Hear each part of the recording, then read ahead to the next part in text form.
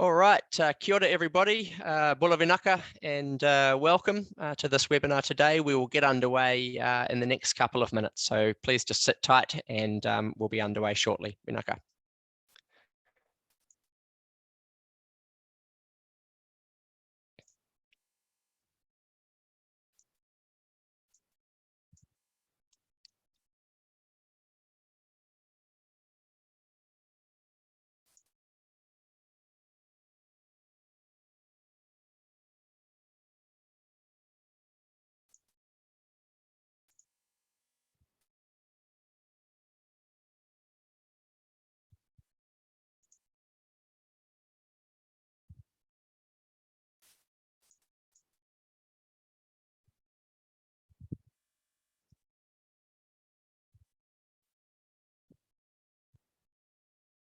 All right, it looks like we have quite a few participants that have already joined us. So I think we've reached a critical mass and can probably get underway. We've got quite a lot of excellent presentation to get through today. So thank you very much to those that have joined us from Fiji, from New Zealand, and from Australia. This is the one of many Pacific Project Series webinars that we at New Zealand Trade and Enterprise have been running together with our friends from the Australian Trade and Investment Commission, Austrade, and as well, I'd also like to acknowledge our other co-sponsors for this webinar initiative, the Australia Pacific Islands Business Council and the New Zealand Pacific Business Council. Now, of course, this is a webinar that's been focused on Fiji.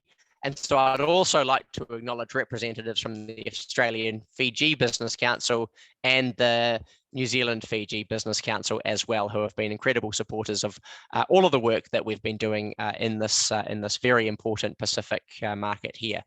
This has been a great webinar initiative where we've been able to profile a number of significant Pacific projects and infrastructure initiatives around the region to businesses from New Zealand, from Australia, and across the Pacific region.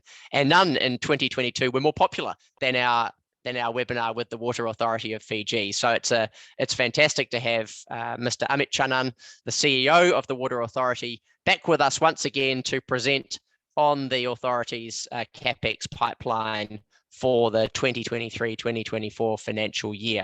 One other person, before I get into introducing our particular speakers that I'd also like to acknowledge who's on the call with us today, is someone who won't be known to many of you, but is my new Australian counterpart. So I'd just like to hand the floor over to him briefly because Tim Houghton has just recently been appointed as Australia's Trade Commissioner to the Pacific, replacing Sheila Lunter. And this is a great opportunity, I think, for Tim to introduce himself to everyone on the call ahead of coming over to Fiji. So Tim, just quickly over to you for some introductory remarks. Thanks, David, and good to see 78 of you on the call to say g'day too.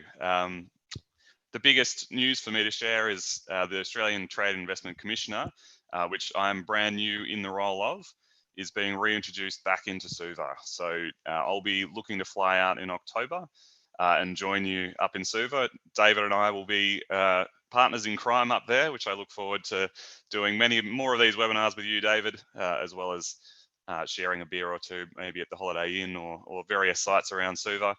But I do look forward to working in this role for the next 3 years alongside Manish and Shonay in the Australian High Commission. We are dedicated to helping businesses like yourselves go further in Fiji. So thank you for joining and look forward to working with you over the next few years. Vinaka, Tim, and yes, really looking forward to having you up here in Suva. So those who are on the call from Fiji, we'll look forward to meeting Tim later this year, either in Fiji or at some of the upcoming events that are happening within Australia over the next couple of months. A couple that I'd just like to highlight before we get underway, mentioning the Australia Fiji Business Council. They will be having their annual conference in Sydney on the 31st of August this year. I also mentioned the New Zealand Fiji Business Council. They will be having their annual joint conference in Auckland on the 1st of September later this year. And another event that I'd also like to highlight is a very significant infrastructure conference that's taking place in Brisbane from the 25th to the 28th of September, Sustainable Resilient Infrastructure in the Blue Pacific. That's been organised by the Australia Pacific Islands Business Council. Austrade is one of the major sponsors of that. New Zealand Trade and Enterprise is also one of the sponsors, and together, Tim, I'm sure, will be coordinating attendance by Australian businesses at that, and New Zealand Trade and Enterprise for all of those Kiwi businesses that are on the line. If you're interested in that conference and learning a little bit more, please don't hesitate to get in touch with us at NZTE. Because this is shaping up to be quite a significant event later in the year. So quick advertorials out of the way.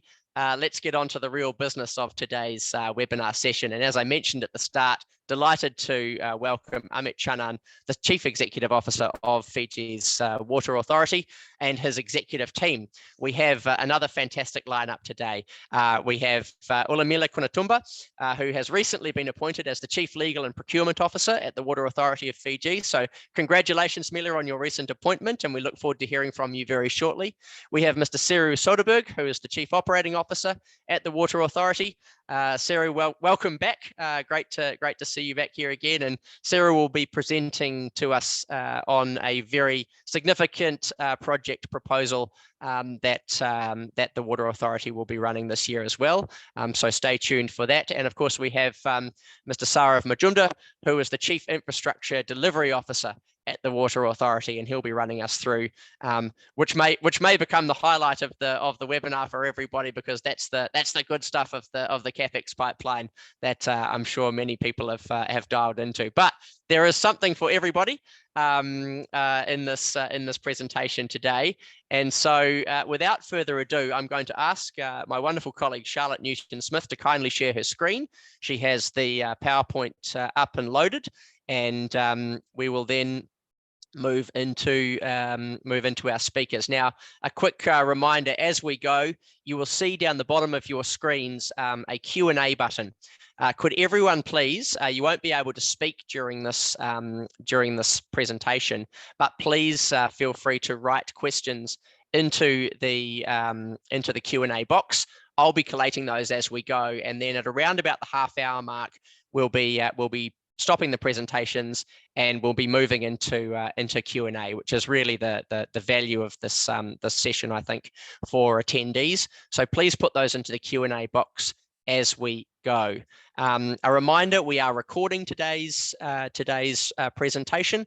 We'll be circulating the recording to those who have joined us, and we'll also be circulating a copy of the slideshow that our colleagues will be presenting to. So don't feel you need to take too frantic a note of everything that you see, because you will be receiving a copy after this. However, without further ado, I would like to hand over to Ulamila Kunatumba to start us off today. So Mila, over to you. Vinaka. Bulnaka, everybody, welcome to the webinar this afternoon. Basically, a presentation today is about the WEF Capital Investment Program and what WEF expects from the market. My presentation will particularly touch on the procurement procedure that we have here at Water Authority. Next slide, please.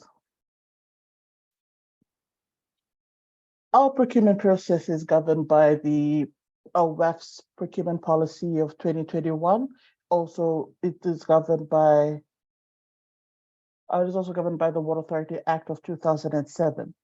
Our procurement process basically embodies these 5 principles that you have in the screen before you, which is value for money, efficiency, effectiveness, promoting open and competitive,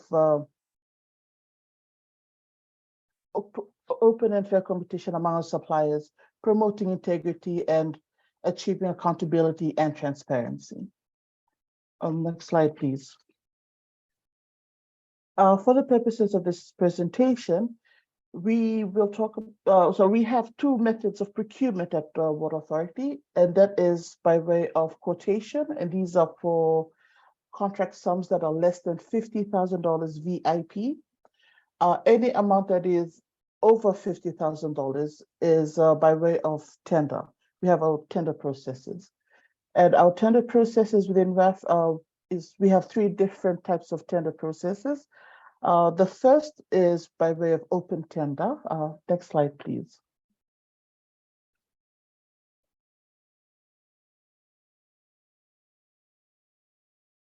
The first is by way of open tender. So we basically go out to the open market with our request for tender. It basically has all the information and all the specifications that we need. And we request bidders to respond to our respective RFTs by either one of two of the following methods, either two envelope, in which one envelope contains your admin and technical, and your second envelope just contains your pricing, or by way of single envelope where all three requirements are within one envelope and submitted to WEF. Next slide, please. The second tender method that we use is by way of expression of interest. In this, we test the market, we go to the market, we advertise what our requirements are, and we have a select bidders at the end of this EOI exercise. We have a few select bidders that we engage. And when we engage these select bidders, we then move on to either empaneling the vendors by way of either, for an example, we'd have a panel of solicitors or panel of surveyors, or we move on to a closed tender. Next slide, please. So a closed tender runs off from the EOI stage, and with the selected few tenders, we would issue only the RFT to those that have been selected through the EOI process. And we will be looking at only the technical and pricing aspects of their submissions. There's more focus on the technical and pricing aspects. Next slide, please. This is basically when we are carrying out our evaluation matrix, evaluation of the bids that have been received. There is three criteria that we look at. The first is administrative, the second is technical, and the third would be the pricing. In the administration evaluation, it is either a pass or fail. So you don't actually calculate marks, but you get either, yes, you've submitted these documents, you've submitted those documents, all the required documents. Your technical evaluation then the percentage is split then between technical and pricing, depending on the award modality. So technical evaluation could have 70% and pricing could be 30%, or alternatively, technical could be 100% and pricing would just be on the cheapest. But this is not for all cases or for all bids that we receive or for all tenders that we issue out. Next slide, please. Before you, you have our general requirements for the administrative aspect of evaluation, where we would need financials from the bidders, the respective compliances. If you're a Fiji company, in terms of FNPF and FRCS, we also have tender forms within our RFT documents where you're able to, where you are required to sign up on all forms. We'd also require a brief background on the company that is providing the submissions, and company registration documentation as well is very important, so that we ensure that we are dealing with the legit company. Next slide, please. Okay, this is an example of, sorry, the slide you have before you is an example of award modality where it's cumulative. You'd see on the first stage, you'd have the administrative aspect, where all elements are either pass or fail. But if you go on to the second stage, the technical aspect, you can only attract a maximum score of 70%. Whereas the balance 30% is evaluated in the price aspect. So in this instance, we're not just looking for the cheapest bid, we're looking more for value for money. So if you're very compliant, sorry, you could be not as technically compliant, but cheap. And that would not really work for us. We'd be more looking towards what more technically compliant, more value for money, as I had said earlier. So that is one of the award modalities that we use when we are assessing bid submissions. So it's not just price focused. Next slide, please. On the other hand, we also have an award modality where it's least cost selection, but in this instance, we'd require technical to be 100% compliant. So where it's the issue is just on the cost aspect. Your administrative requirements remain the same. Everyone would have to score at least 100% on the technical evaluation, and then it then just becomes an issue of cost. But these only apply to supply of goods in very small types of works. And yes, so that brings me to the end of my presentation. It's very short, but if you have any questions, please feel free to let me know. I'll now hand over to my colleague who will be discussing more on his area of work. Thank you very much, Mila, for that presentation. And our next speaker will be Mr. Seru Soderberg, who is, of course, the Chief Operating Officer of the Water Authority. Seru will be walking us through today a very interesting project proposal that we have this year around a performance-based contract for water loss reduction. Now, anyone who's been in Suva imagine that water loss would be an issue, but of course it is a very important one for the Water Authority, and so this will be quite of keen interest, I think, to people here in Fiji. So, Seru, over to you. Looking forward to it. Vinaka. Thank you, Vinaka. Members of the panel, I'd like to take this opportunity to thank you for coming on our market sounding today. As mentioned by David, I will be presenting on the performance-based contract modality that we are looking to employ in the upcoming financial year, specifically for water loss reduction. Next slide, please. So the Suva system is one of the key areas that we're looking to reduce our non-revenue water levels. At a national level here at the Water Authority of Fiji, we have an NRW level of around 47%.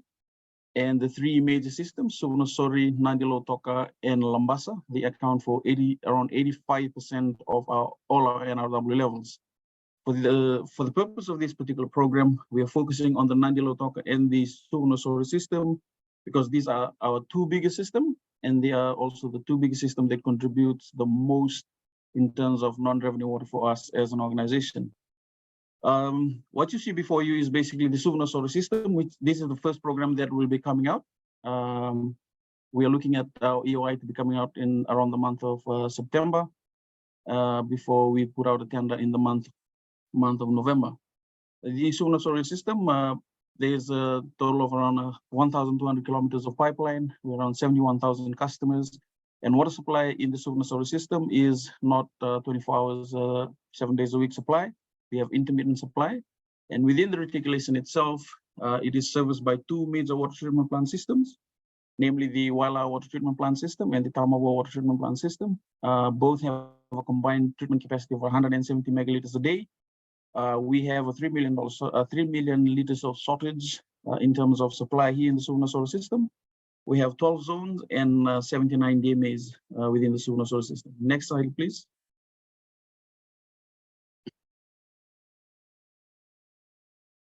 So the objective of the program is basically to reduce water losses and stabilize water supply conditions in Suva and Nandilo Toka. And under this particular program, we have 6 areas of focus: design management and design and management services, basically focusing on general management, design work, hydraulic modeling, GIS services, water management and monitoring activities. There's also on the water supply system, where we're looking at the supply and installation of bulk meters on our trunk systems. And then we have the 3 phases of our non-revenue water reduction program. Phase 1 being the DMA establishment program. The Suva system, we have around 79 DMAs. We are looking at reducing that number from 79 to around 40. And for that is on our phase 1 of the program, which is the DMA establishment of the program. And then phase 2, A and B, we are looking at water loss reduction. Initially, we would hand over around, say, about 10 DMAs on an ad measure BOQ basis. And then we will hand over the follow-up 30 on a lump sum basis. And phase 3 of the program is basically the sustaining our water loss reduction target. the Water Authority of Fiji have made some achievements in terms of reducing non-revenue water in the past. Our biggest challenge revolves around maintenance. We are unable to maintain the gains that we make in the space of non-revenue water. Next slide, please. So what you see before you is basically what we have planned out for the PBC program. As you can see, it's a 5-year program based on our calculation. Basically, in year 1, we are not expecting too much work to be done on the ground. This is more of an investigation period, finding out as much information as possible. Towards the end of year 1, that is when we'll start handing over our DMAs. And as you progress through, we'll be handing over around 4 DMAs per quarter until we've handed over all of the DMAs that we currently have at WEF.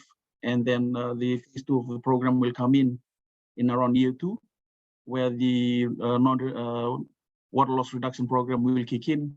And we will continue to do that until we get to year 5, where we then fully expect that we would have handed over all of the DMAs, have the number of 79 reduced to 40, plus the water loss reduction program also running concurrently to the DMA verification program by the contractor. Next slide, please.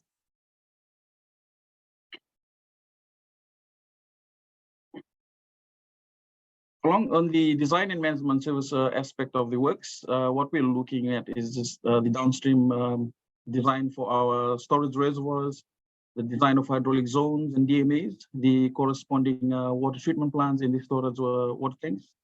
The service area investigation is this updating of the existing network maps, GIS and a customer database, preparation of calibrated hydraulic network models in the space of detailed design of our DMA inlet chambers, the relevant pipeworks, design of our pressure management zones, the pressure management points, boundary valves, and zero pressure testing.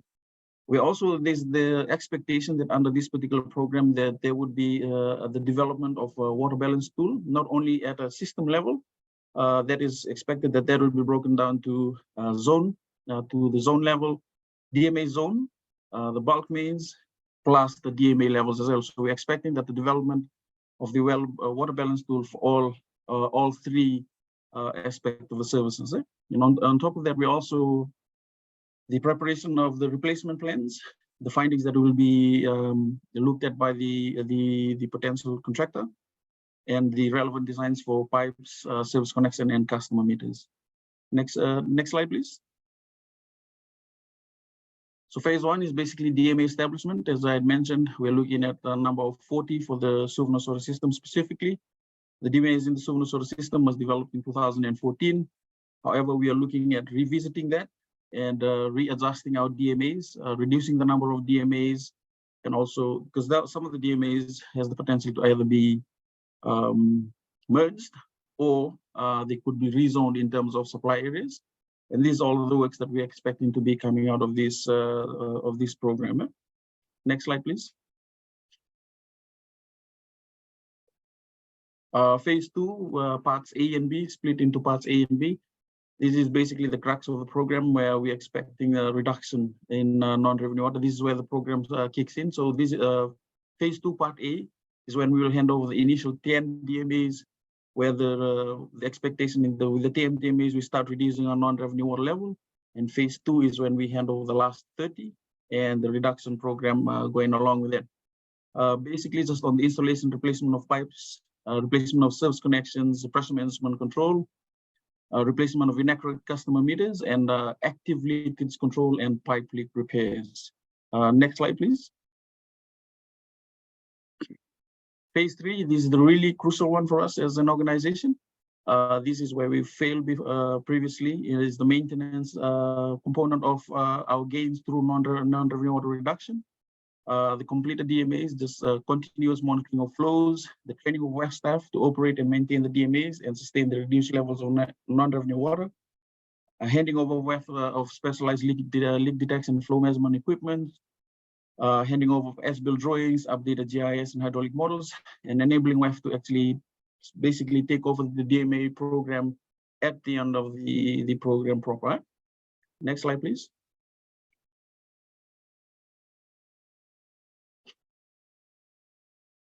In terms of service level, we have the 3 phases that which I had mentioned before.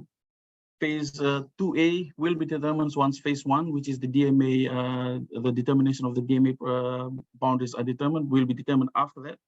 And phase 2B will be determined after phase 2A has been completed. And phase 3, which is the service level, which is generally defined, will be for phase 1A DMAs to be maintained at phase 2A service level, and similarly for phase 2B DMAs at phase 2B service level.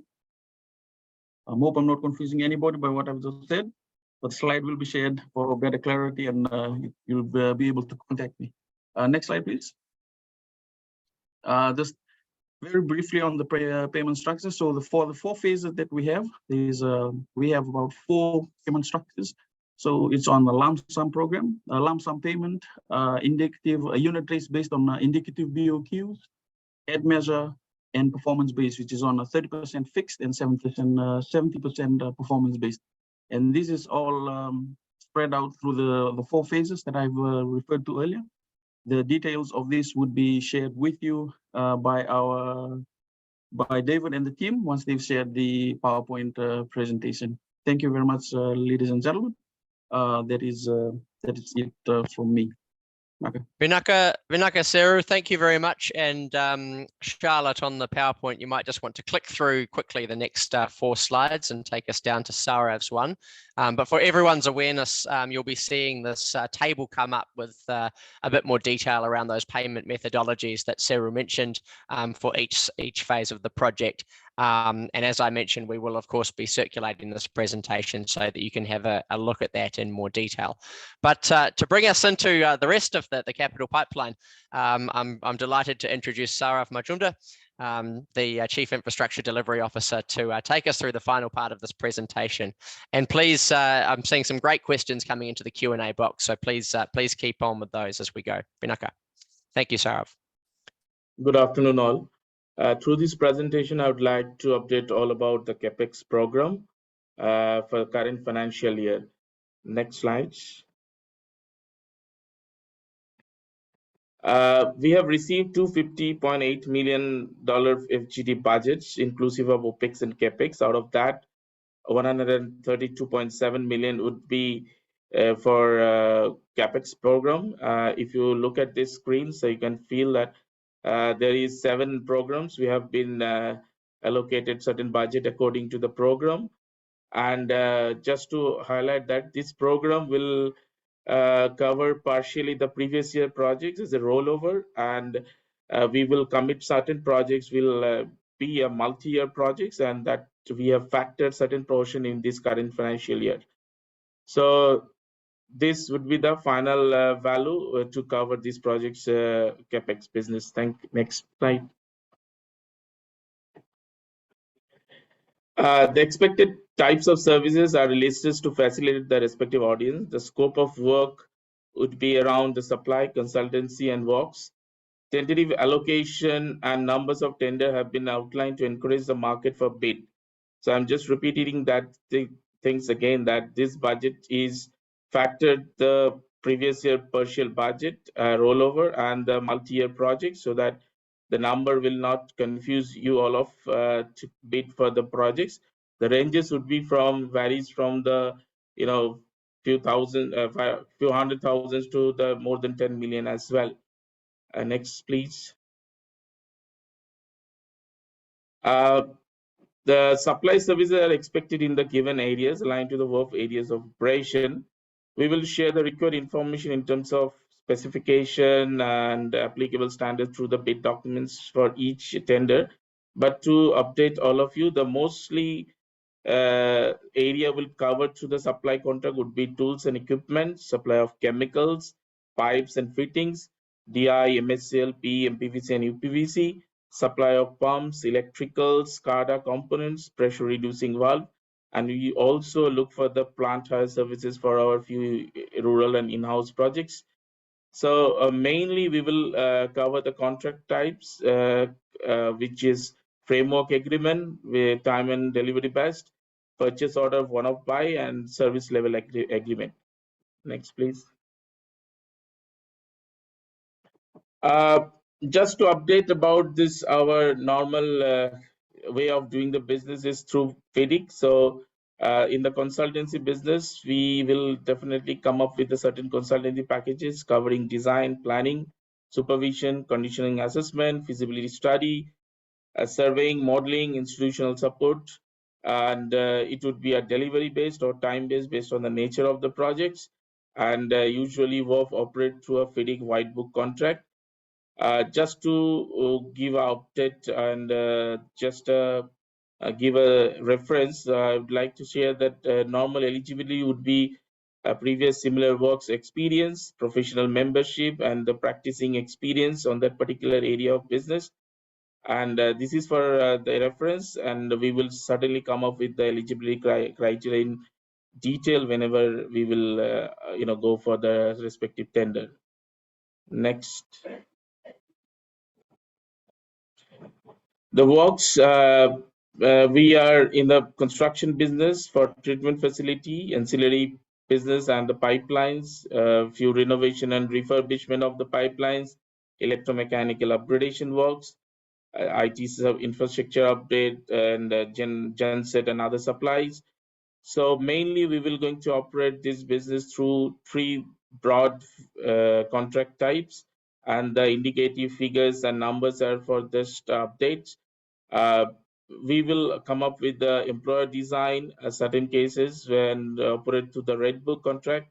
We will sometimes ask for the design will contracts, whereby we will opt for the various design inputs and innovative ideas from the contractor in certain projects. And some project which is not in terms of value big, we will prefer to adopt the simple contracts, and that's those kind of contracts will give opportunity to both the party to provide their design inputs.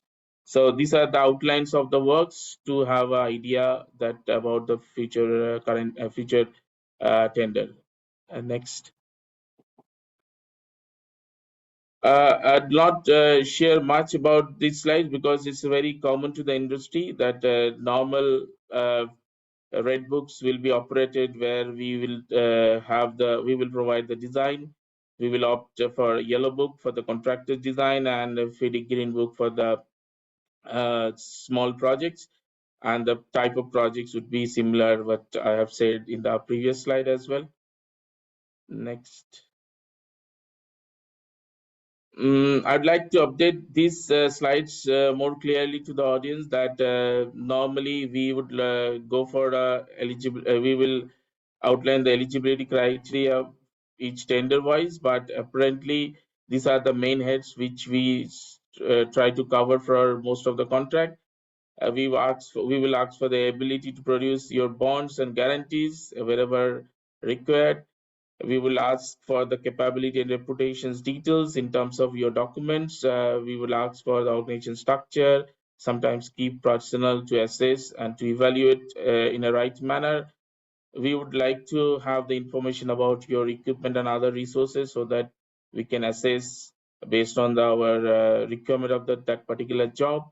We would definitely ask for the financial and others, your business stability related documents to cover our administrative requirement as well. Next.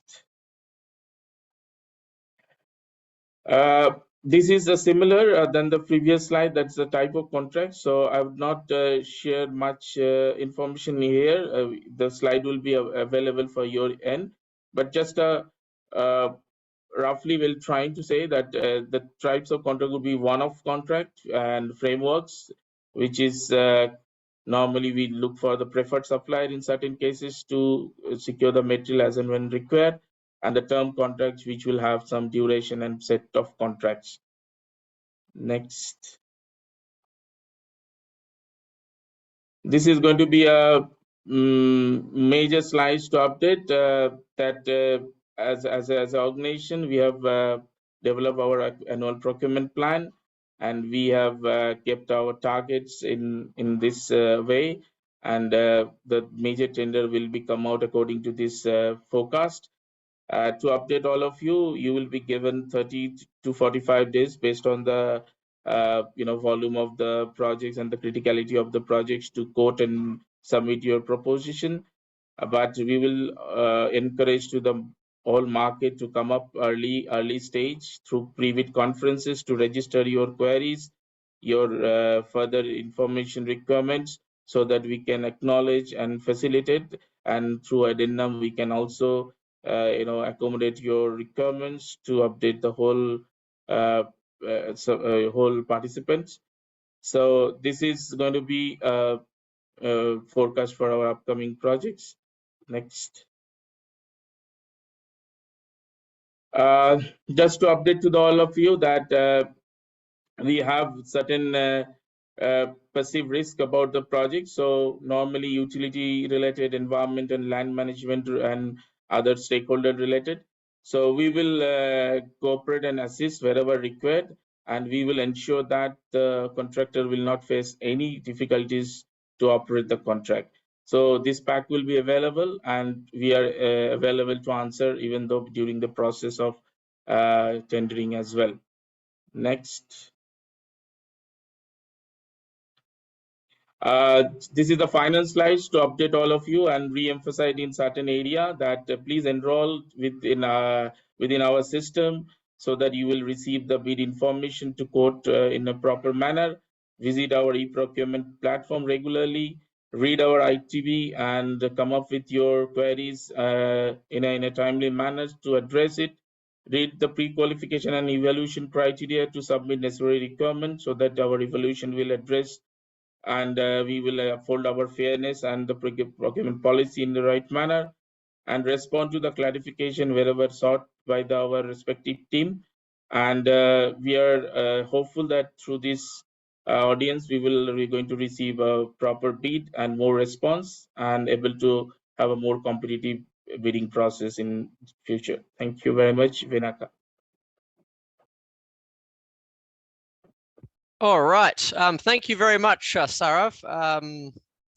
We've had a series of very, very good questions popped into the chat. Now, the first one has already been answered, and that was a question about contact details to follow up. And so Amit, I see, has actually answered that one, and he's been answering a couple of others in there as we've gone. So I encourage everyone to look at some of those answered questions. People are raising their hands. Just a reminder, please write your questions into the Q&A. We won't have time to unmute people to speak. So we'll get through the written questions first, if that's all right. So a couple of questions in here just around funding structures and budgets. So one for you, Seru. I see there's a question there about the funding for the non-revenue water project. Could you please give us a sense of whether that's self-funded or through a funded loan?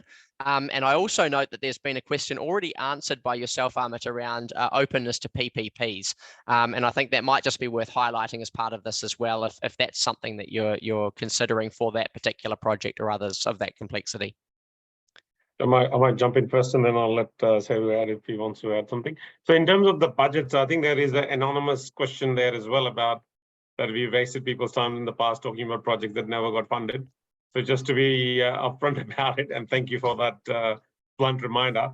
The budget or the projects we're talking about are projects that have been announced by the government in the budget. So these are projects that are definitely funded and have budgets allocated. In terms of NRW and PBC contract that Seru talked about, we're looking at a sort of a hybrid model. There's some part funding from ADB and part funding from Fiji government. So that's the source of funding for that particular project. In terms of PPP, I might just take that as well. We certainly are keen to explore the opportunity for PPP.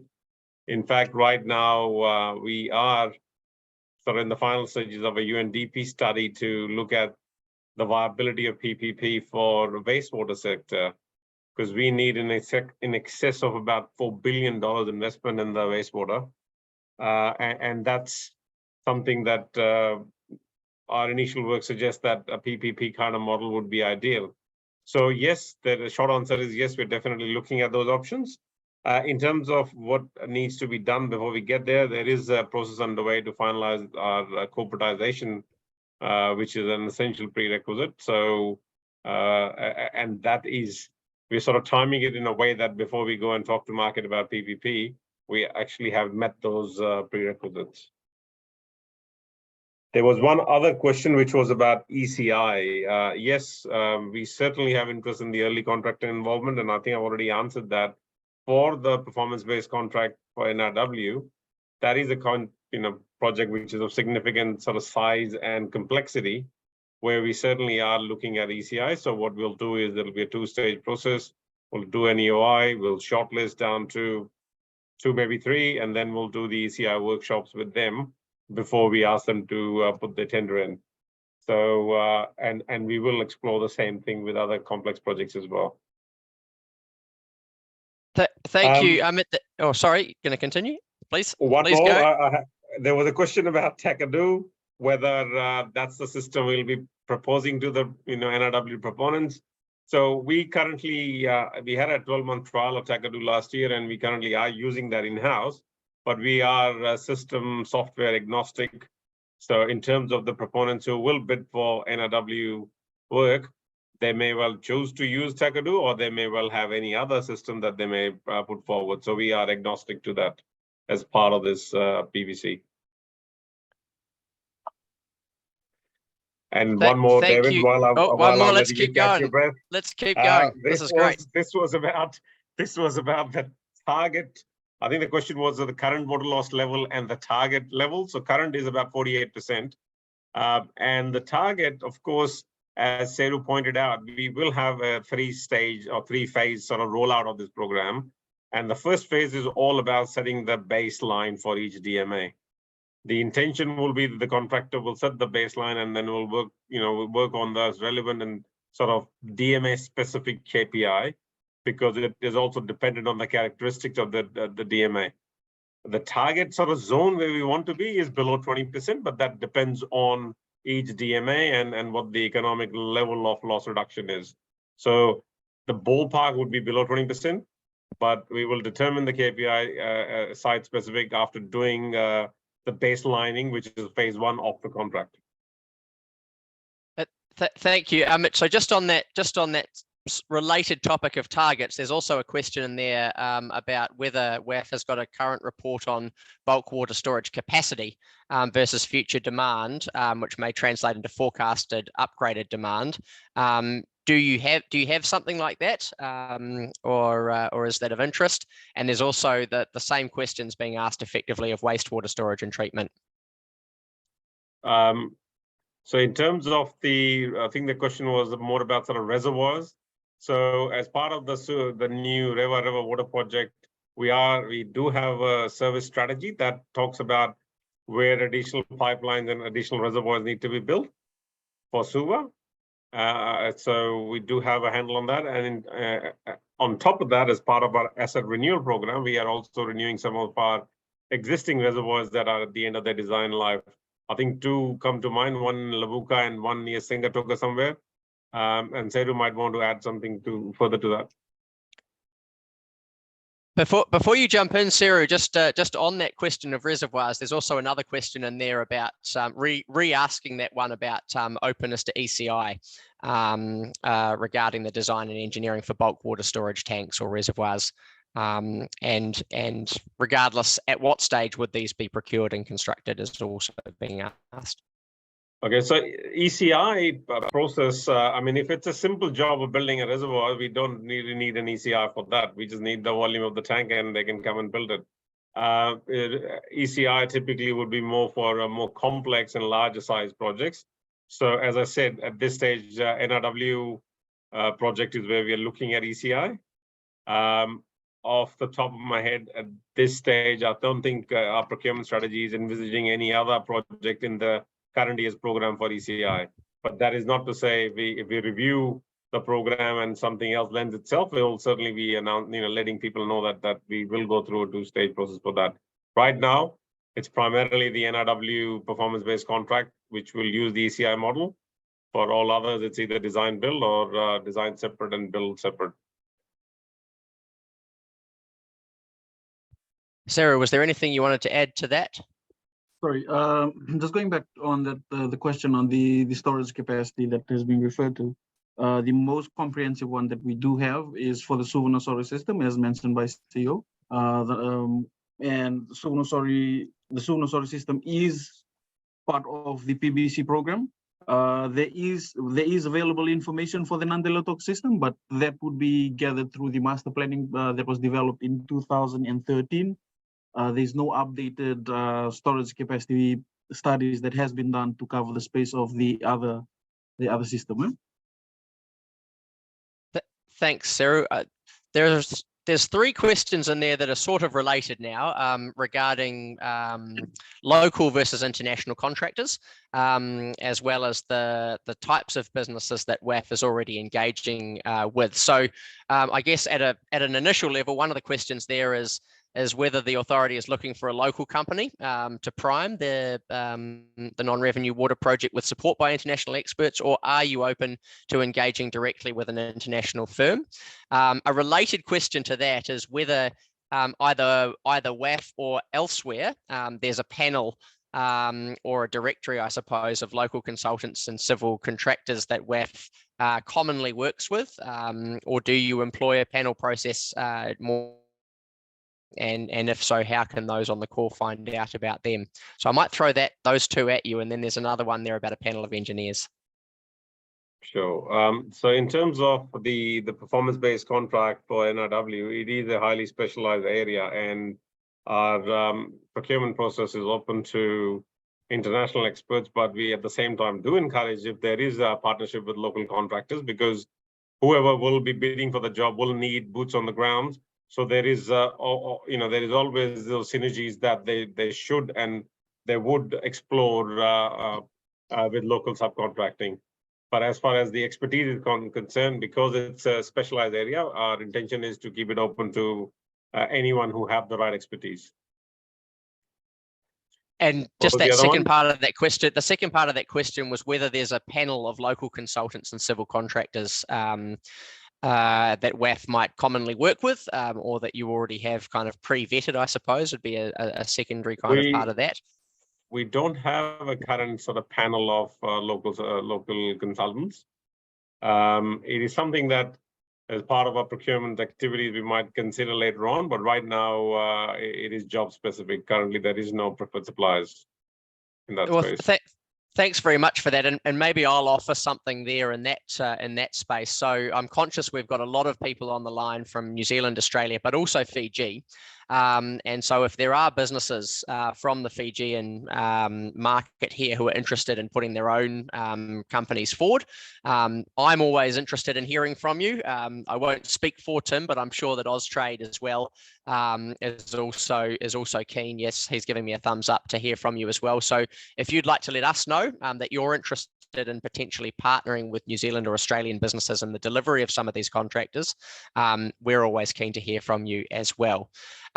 One related question on that, on the subject of panels, was whether there is a panel of engineers who write the specifications and requirements for these projects, and is that the same? If so, is that the same group that'll be reviewing tenders to ensure that the technical aspects are appropriate? Short answer is no, we don't have a panel of engineers. We engage different consultancies depending on the specification or specialty area required. Thank you. We've got a couple of related questions around energy. So the first one is whether there are any techniques being incorporated into your pipeline to tackle energy reduction. And then a more specific question about whether you're looking at solar power at your water pumping sites to reduce electricity costs. I think sure, definitely yes to all of those questions. Currently, we have Arab actually working with us, doing a comprehensive sort of energy consumption and energy review of our site. The intention of that work is to identify opportunities with regards to renewable, as well as where we can save in electricity consumption, because we do spend quite, I think about $25 million a year. So the Arab work will then shape what we will go out to market to procure. That will include certainly opportunities for renewables. And I guess just to put you on the spot with that question, Amit, is that something that you would anticipate directly writing into the project briefs for individual proposals, or is it something that you'd be expecting suppliers to throw into the mix as part of the attractiveness of their bid? Look, I think I've had plenty of unsolicited conversations around the opportunities for renewable.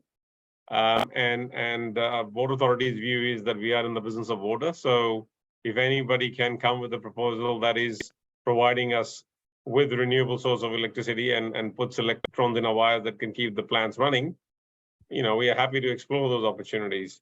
But when it comes to procuring something of that size, while we may hear the unsolicited proposals, we will certainly have to go through our procurement methodology. Right now on our books, there is no current project that we are thinking of going out for a massive solar or renewable PPA. But as I said, the work that Arup is currently doing will help us shape that.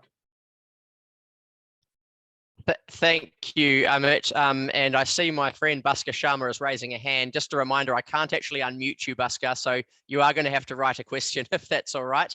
If you can't, feel free to text me. I know you've got my number. We might just move to our next Q&A that's in there. There's one in there around odor control. Are you looking at odor control for networks and facilities? Are you considering pressure sewer networks? I'll let Ku answer that. Thank you. So on odor control, yes, we are considering that in our upcoming financial year. We have made some submissions and funding has been provided on odor control for our major wastewater treatment plant. In terms of, sorry, what was I couldn't read what was the second part of that question?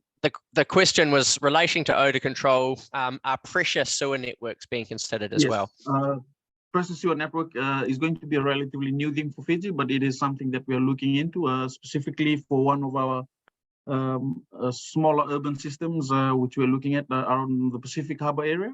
So we're looking at pressure sewer as the solution for our current issues that we're facing in that space, and that also has some funding in this financial year. Thank you, Steru. Now, just taking us back slightly to that question of external review, there's a question there about whether there is any independent organisation body that you might look to involve for third-party review in terms of compliance or workability on project design. Is there any third-party organisation that you commonly use for budget consultancy or budget review as well?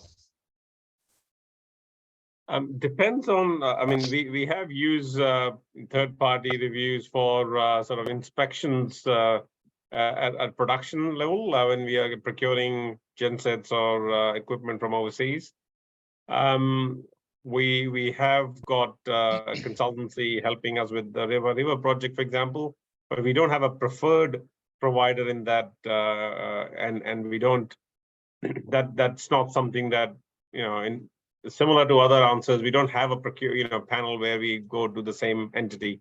It depends on the nature of the job and the expertise we want. Thank you, Amit. Now, just a reminder to attendees, we are going to look to wrap this up very shortly. So we'll leave probably with the questions that we've already got. And there's still quite a few to get through. So a couple there on IT. There's a question now whether WAF have a particular view on IT consumption, whether it's cloud or on-premise. Do you have a policy, I guess, and a position in relation to that? And then a related IT-related question, which I'll bundle into it. Are you in discussion with Vodafone for their NB-IoT network rollout to be incorporated with in non-revenue water monitoring? So the answer that I know of is the fact that we are definitely on cloud. In terms of NB-IoT, I might have to take that on notice and educate myself to be able to answer that question. There you go. I'm not sure if that question is from Vodafone or Vodafone just got a nice unsolicited shout out there. I noticed there's a couple of questions about the procurement sort of timeframes, and we do acknowledge that it's an area that we are striving to do better, and I guess part of these briefings that we started last year was to sort of introduce greater transparency and for market to understand what we're coming to market for. It has been an issue where we have taken some, way longer than we, in terms of procurement. I should also say that DFAT for Australia is funding currently a procurement review for Water Authority, which is looking at our current documentation, our current procedures, our current sort of one-size-fits-all approach, and hopefully all that will help in improving the sort of time to market and procuring that we do. So I take that on as a sort of partly sort of criticism from the market, and I can assure you Ulamula is working hard with DFAL contractors to improve that performance. Well, thank you very much for that, for tackling that one, Ahmed. I was debating how I was going to throw that one to you, but you took it on the chin. So I'm sure the market participants will have registered that and will be grateful for it. There's a couple more questions in there, I guess, similarly around that question of timeframes. There's a question there about the land procurement process for new build projects. Is that currently underway? Well, I'll wait for Saurav to jump in, but I can tell you is in terms of our own performance improvement and lessons learned from previously stalled projects, what we have done is land issues, we've actually made it a precursor to sort of business case approval. So before the project gets money, we try to sort those land issues because what we learned was in some cases where tender was let and then we were not able to resolve the land matters. So our process has, as a result, been refined, and therefore that risk is now minimal when we actually go to market. Saurav may want to add some further to that. Yeah. For the pipeline projects, most of the projects are going to use the FRA corridor. So do not panic with that. So FRA corridor case is well within the control. Certain projects where we look for the easement and certain is need to be acquired. So do not perceive that acquisition is required for everywhere. We will go for having a consent upfront. So before we go to the, even though budget confirmations, we gone through a consultation, various consultation to secure the consent. And that consent is allowed to go for tendering. And meanwhile, we are dealing with the TLTB and we have a lot of MOU with the land department and the TLTB. Those are actually their governance frameworks to look into that more closely. So as a process, we have developed, as CEO said, and we will never going to, face any difficulties after getting into the contract. That's rest assured from our end. Thank you, Saurav, and I think everyone here that's from Fiji or has done a lot of business in Fiji will understand the complexity involved in dealing with land tenure issues. And so really good to have that question raised and be under active management. On that sort of a related note, are you considering calling for master plan studies for water and wastewater for the various towns and cities across Fiji? And if so, by when? Look, we are currently in the process of finalizing the Water Sector 2050, which is our national level master plan for water and wastewater. So this document is now sort of at I would say 80% stage. We've done a lot of stakeholder engagement. So in terms of master planning for infrastructure needs, the Water Sector 2050 is effectively our plan for the next 3 decades of investment in water and wastewater. Thank you very much. Now we're really getting to the last part of it now. There's a bit of question in there about the opportunities from biogas at your digesters in Kanoya. Great potential for energy generation. You can either take that as a comment or answer it, but I'm sure you can all see that in there. There's also a question that I'm just coming back to. Are you planning to roll out new digital water meters? And just to note there that there's some technology that's been introduced in Melbourne that has some interesting, according to our questioner, some interesting possibilities there. So with regards to meters, we've just awarded, I think board has approved a tender for the supply of meters. So and that is a contract, I think, for 3 years. So in terms of introducing a new meter into our fleet, there is a limited opportunity given that we've just awarded a supply agreement for 3 years. With regards to the biogas at Kinoya, circular economy is one of the key pillars in our Water Sector 2050. And the work I earlier mentioned that UNDP is supporting us with regards to investment in wastewater treatment plants is also looking at the feasibility of circular economy, whether it's through renewable gas, whether it's through nutrient recovery. So that is part of that overall feasibility, which should optimize wherever the economically viable opportunity exists. Thank you, Amit. There are two remaining questions. One which I am going to throw to Mila to answer, which is how do you decide between using the single and the two envelope tender methods? That may well have been included in your presentation. Feel free to refer back to it. But if you can quickly answer that, that would be appreciated. Deciding whether to use single envelope or true envelope system depends on the type of tender that is being advertised and the technicalities and the complexities behind it. There's a lot of emphasis on the technical aspect. True envelope is more preferable than single envelope. If it's more off-the-shelf items, then we'd probably go with single envelope. But all this information, whether it's two envelope or one envelope, would be in our request for tender documents. Thank you very much, Mila. I think that's a very succinct answer and a good one. We have one final question from Mr. Mason. Can you share more details on the scope of the pressure sewer project? One more question's just come in. I'm going to take that as our absolute last one. So no more questions now because we are on the hour. There's a question there. So would WEF consider participation of local consultants a mandatory requirement on some of its upcoming tenders to ensure local capacity building? Quite a good question there. So first one on the more details on the scope of the pressure sewer project, if you can, otherwise feel free to take that one on notice and get back directly. And secondly, on that mandatory inclusion of local contractors question. Okay, so pressure sewer, currently we don't have any, but there is, in the current budget, there are a couple of design sort of asset condition assessment and design work that we will be awarding. And hopefully that might lead to potentially pressure sewer solutions in the following years. So right now there are some design consultancies that will be in the current year's budget that may lead to the pressure sewer solution in some areas where we think that might be the only and most suitable option.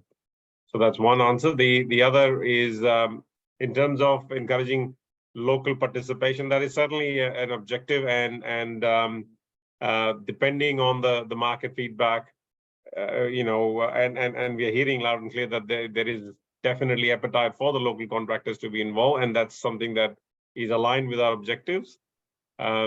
Wherever possible, we will try to entertain that.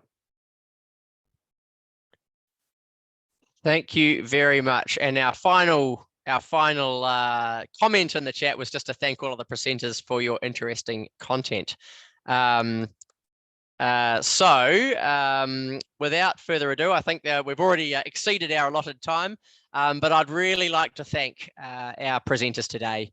Amit Chanand, the CEO of the Water Authority of Fiji, Ulamila Kunatumba, the Chief Legal and Procurement Officer, Siru Soderberg, the Chief Operating Officer, and Saurav Majumdar, the Chief Infrastructure Delivery Officer. That was a fantastic set of presentations today. We covered an awful lot of ground in just 1 hour, and so I think that's been really appreciated by our attendees today. A reminder to everybody that's on the call, I will be circulating a copy of the presentations and a recording, the link to the recording of this session, and there'll be in that email you'll see some other follow-up details. If you're a New Zealand business, please feel free to come via me. I'm going to offer on Tim's behalf, because he's left, to please contact, if you're Australian, please contact Austrade for further follow-up. And of course, if you're in Fiji, there'll be contact details as well for the Water Authority. But of course, really good advice from the CEO earlier on about registering with the tender link for the Water Authority, and I think Amit put that in the Q&A box as well. The tender link sign up link for that for anyone who hasn't. One little advertorial for those New Zealand businesses that are on the call. NZ Trade and Enterprise runs a service called Project Link, and that's where we are for our NZTE customers monitoring tender opportunities across the Pacific region. And so if you're an NZTE customer, you may well see some value in that, and Water Authority tenders are ones that we also routinely monitor as well. So lots of opportunity, and really fantastic to be joined today by such an valuable panel. One final just a reminder of all of those great events that are coming up at the end of August: the Australia Fiji Business Council Conference in Sydney on the 31st of August. I understand Amit may well be attending that himself, so if you're Australian, you can have an opportunity to catch up with him there possibly. The New Zealand Fiji Business Council Conference, which is taking place in Auckland on the 1st of September. And of course, that Sustainable Resilient Infrastructure Conference that's taking place in Brisbane from the 25th to the 28th of September. Please feel free to get in touch with myself or with Austrade, with Tim, or look for that through the Australia Pacific Islands Business Council, who are organising that one. But thank you once again to our presenters and to everyone for dialing in. That's been another fantastic Pacific Project Series webinar, and stay tuned for the next one. Naka waka levu, and have a great day. Naka.